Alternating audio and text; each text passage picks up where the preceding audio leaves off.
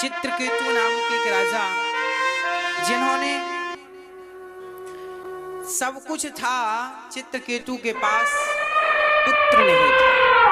एक संत जी से कहा, महाराज बेटा नहीं है, कृपा करो तो बेटा हो।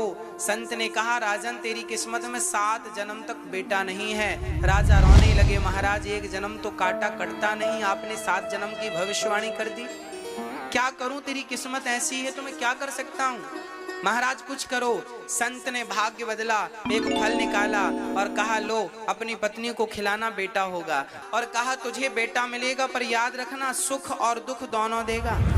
राजा बोले, ठीक है। बड़ी पत्नी का नाम कृतद्युति था। फल खिलाया, कुछ दिनों बाद वो गर्भवती हुई। समय आया, सुंदर सा बच्चा पैदा हुआ, इतना बढ़िया था।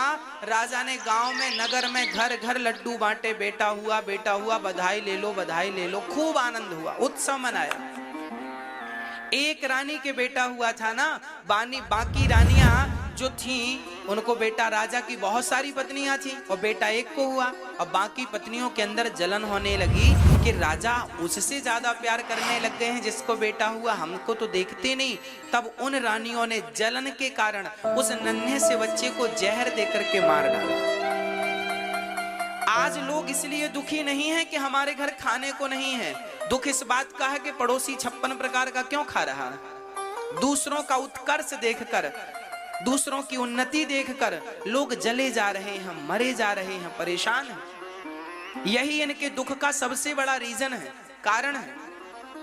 प्रिय भक्तों, उन रानियों ने उस बच्चे को, नन्हे से बालक को जहर देकर जो मारा, बच्चा जहर खाया, सोया, ऐसा सोया जागा ही नहीं। सुबह राजा रानी ने देखा मेरा लाल जागा नहीं, जाकर देखा तो मरा पड़ा। राजा रोने लगे, रानी विधाता को कोसने लगी, विधाता बड़ा निर्दयी है तू, अरे मारना था मुझे, मार दिया होता, मेरे नन्हे से बच्चे ने तेरा क्या बिगाड़ा था। अब रानी विलाप कर ही रही थी, तभी वहां देवर्षि नारद जी आ गए। नारायण नारायण। राजा क्यों रो रहे हो? महाराज देखिए ना, मेरा बेटा मर गया। नारद जी ने कहा, राजन इस सृष्टि का नियम है, जो आएगा जाना पड़ेगा, आना जाना सृष्टि का नियम है। किस किस के मरने पर तुम रोओगे, और रोने से होगा क्या। अब तो राजा बोले, महाराज मुझे ज्ञान मत दो, बस मेरा बेटा जिंदा करो, ऐसी कृपा करो कि मेरा बेटा जीवित हो जाए, मेरा बेटा जीवित हो जाए, ऐसी कृपा करो। अच्छा ठीक है। नारद जी ने लाख समझाया उस चित्रकेतु को, पर समझ में ना आया।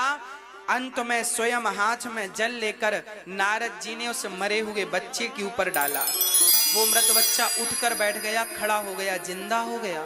राजा दौड़ पड़े, बेटा आ, तुझे अपने हृदय से लगा लूं और तुझे ढेर सारा प्यार कर लूं। उस बच्चे ने कहा, खबरदार पहले ये बताओ आप कौन हैं, आपका परिचय क्या है। पिता ने कहा, कैसा बेटा है तू, अपने पिता से परिचय पूछ रहा है। मैं तेरा पिता भूल गया, मैं तेरा पिता हूं। उस बच्चे ने कहा, पिताजी आप किस जन्म के पिता हैं। अरे मैं तेरा पिता हूं, इसी जन्म का। उस बच्चे ने कहा, पिताजी कितनी बार मेरा जन्म हुआ और कितनी बार आपका जन्म हुआ, किस जन्म का रिश्ता रखते हो।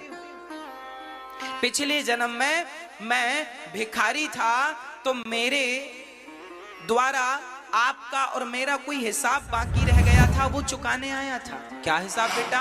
तब उस बच्चे ने कहा, पिताजी मैं पिछले जन्म में भिखारी था और आपके घर भीख मांगने आया था, तो आपने मुझे गेहूं का आटा और साथ में गाय का सूखा हुआ गोबर, ओपले, कंडे आपने मुझे दिए।